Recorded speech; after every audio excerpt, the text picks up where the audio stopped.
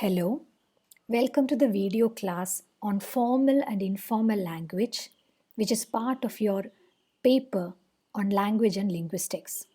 Now, formal and informal language is something that's already familiar to you as you have studied it as part of your second semester common course A03 academic writing.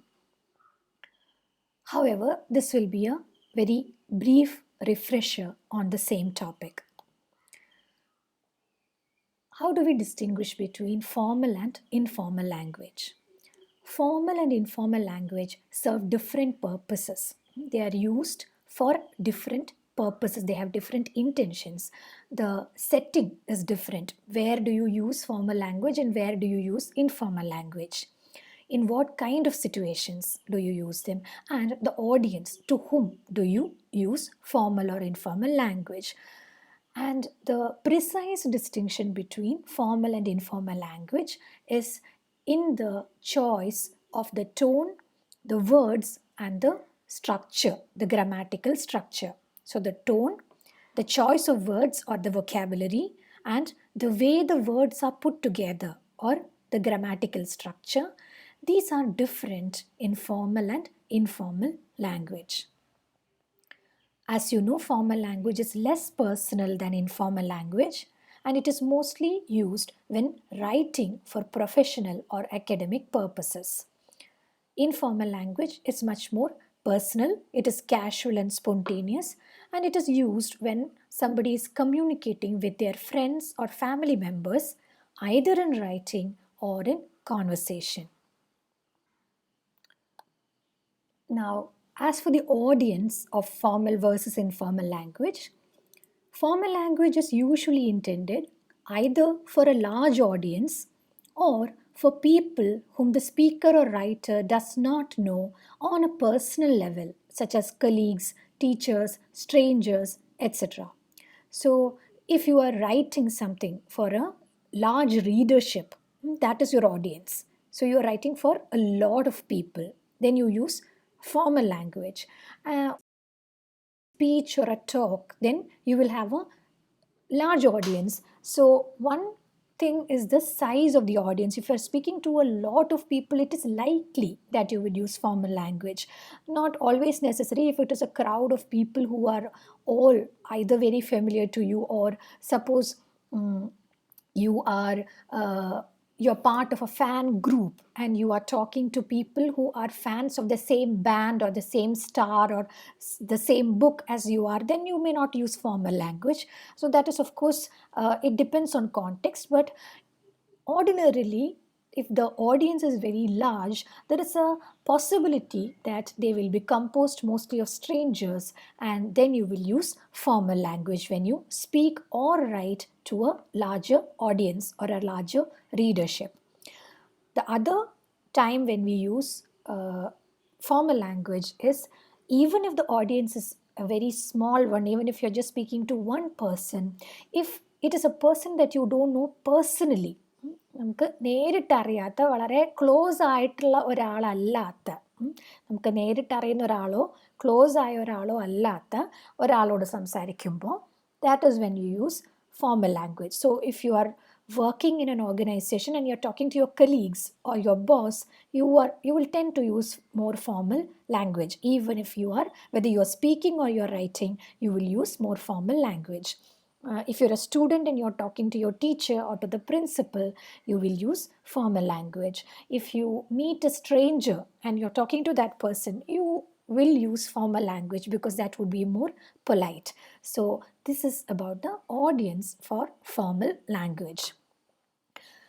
As for informal language, that is used with people who are quite familiar to the speaker or writer, such as friends or family members. So if you use informal language to your colleagues or teachers or people that you are not very familiar with, then it might sound awkward or sometimes even rude. If you use formal language to your friends and family members, then it will sound very strange to them. It will sound very awkward to them. So it is very important to use formal and informal language for the right audience segments. Next, the question of using formal or informal language in speech and in writing. There is a general understanding that formal language is more commonly used in writing and informal language is more commonly used in speech. That is a general understanding. So, if you look at some very basic definitions of formal versus informal language, it will say that formal language is used in writing and informal language while speaking. But it is not the case in all situations. If you are speaking in a formal situation, then you should use formal language. For example, a job interview, a talk, a class presentation, when you're speaking to a superior. These are all instances when you may be speaking rather than writing, but you still have to use formal language. Similarly, writing is not necessarily always a formal business. If you're writing a letter, a postcard, an email, or a text message to friends and family members, then you use informal language. Now, let us look at the structure of formal versus informal language. We have already mentioned the context in which you use formal language as opposed to informal language. Now we will look at the grammatical structure of formal language as opposed to informal language. As mentioned earlier, formal and informal language are associated with particular choices of grammar and vocabulary. So the grammar of formal language will not be the grammar that you use in informal language. There will be some slight changes. Similarly, the vocabulary, that means the word choice, the words that you use will not be the same in formal language or in informal language. Contractions, relative clauses without a relative pronoun, and ellipses are more common in informal language.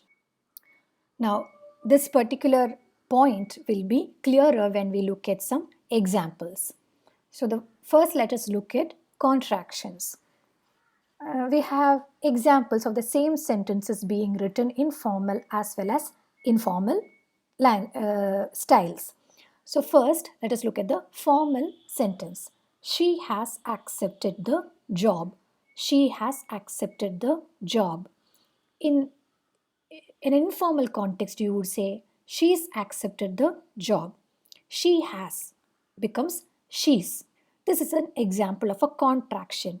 So, that apostrophe S is used with nouns or pronouns either when you want to show a contraction of has or a contraction of is.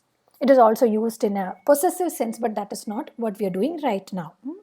Noun plus apostrophe S is possessive, but that is a different point. Here, when you contract either has or is, then you use apostrophe S. So instead of saying she has accepted the job, which you need to say she has fully in a formal situation. In an informal situation, you can say she's accepted the job. Second one, he could not attend the meeting. This is formal. The same sentence in an informal context would be he couldn't attend the meeting. So could not is contracted as couldn't. So such contractions are used more in informal language than in formal language. While writing or speaking formally, it is always better to say the full word rather than contracting those words.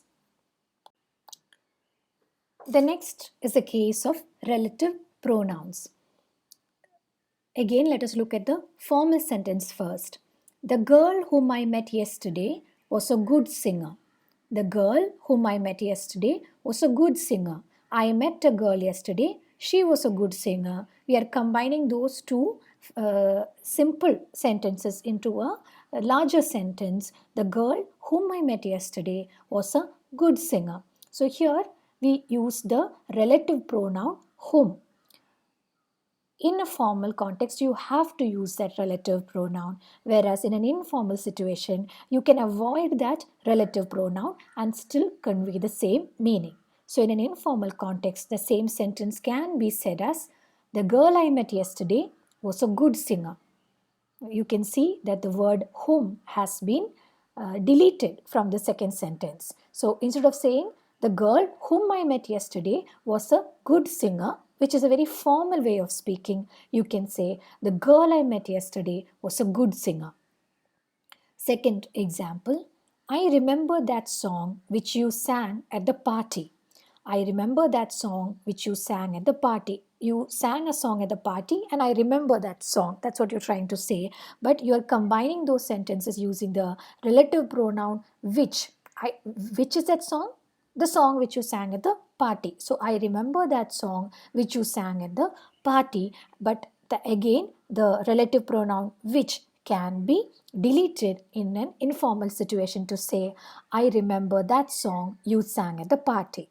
So, in a formal situation, you have to use relative pronouns when you introduce relative clauses. But in an informal situation, you can avoid those relative pronouns and still convey the same meaning. Next is the case of ellipsis or elisions in grammatical structure, which basically just means deleting or removing certain words while still conveying that meaning. So it is not just the case of relative pronouns, but many other words can also be deleted, especially uh, pronouns. So look at these examples. Do you remember our trip to Paris? This is a formal question. Do you remember our trip to Paris? But in an informal situation, if you're talking to a friend or a family member, you can ask, remember our trip to Paris? So the do you remember you have to say do you remember fully in a formal situation, whereas in an informal situation you can just say remember our trip to Paris. The second sentence is, I went to Hampi during the holidays. I went to Hampi during the holidays. But again, if you want to make it informal, you can just say went to Hampi during the holidays. Now, you have to note that in the case of questions, it is very common to say, remember our trip to Paris in an informal situation as opposed to do you remember. But in the case of statements, this kind of deletion of the pronoun I is not very common while speaking. It is usually used more when you are emailing someone or messaging or chatting with someone. So while text messaging someone or emailing someone, it is okay to delete that pronoun I. But if you're speaking, you normally do not delete the pronoun. That is the case in statements. However, in questions, you can delete the pronoun very easily. Instead of do you remember, you can ask remember. Now that we have mentioned the grammatical changes between formal and informal language, the distinctions in grammatical structure between formal and informal language, now we will look at the changes in vocabulary. In formal language, we are likely to use longer words and words that are derived from Latin or other languages. So when we use formal English, we are likely to use much longer words than in informal language, and many a time these words, if you look at their origin, if you look at the etymology of those words, etymology basically means the origin of that word, the history of that word. If you look at that, you will realize that many of these words are derived from Latin or Greek or French or some other language. However, in informal language, we are more likely to use shorter and simpler words. These words usually have an Anglo-Saxon origin. That means they are English in origin. And sometimes we also use phrasal verbs in informal language. So in formal language, we use longer, more complicated words, words which are a little rare and they may be more specialized words, However, in informal language, either you use a very short and simple word which has the same meaning as that longer word, or you use a phrasal verb which conveys the same meaning as that longer word. Let us look at some examples. So here we have two small tables. On the left hand side, you can see one table with formal and informal words.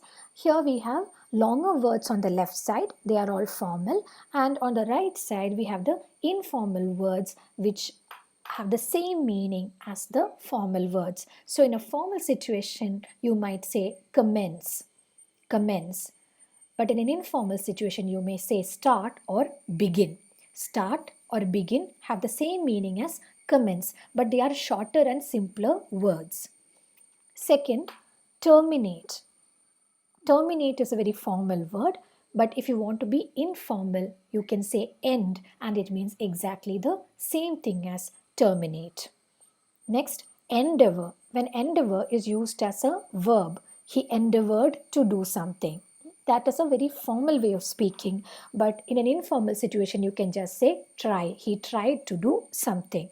So here in this very small table, you can see examples of formal words and their informal counterparts. Now let us look at the second table, the table on the right side of the screen. Here again we have a set of formal words, but their counterparts, their informal counterparts are not words but phrases. These are phrasal verbs. So instead of saying inflate, which is a formal word, and you will notice that all these are verbs. Instead of saying inflate, in an informal situation, you can say blow up. So inflate the balloon, blow up the balloon. Both mean the same thing. Recover. The patient has recovered from the fever. In an informal situation, you would say get over. The patient has got over his fever. Then again, the third one is confused. I am confused. The ideas are all confused. But in an informal situation, you can say mixed up, which means the same thing as confused. I am all mixed up. All these ideas are mixed up in my head. That is a very informal way of speaking. So from these examples, you can say that in formal language, you use longer and more complex words, whereas in informal language, you use either very short and simple words or you use phrasal verbs, which mean the same thing as those longer formal words.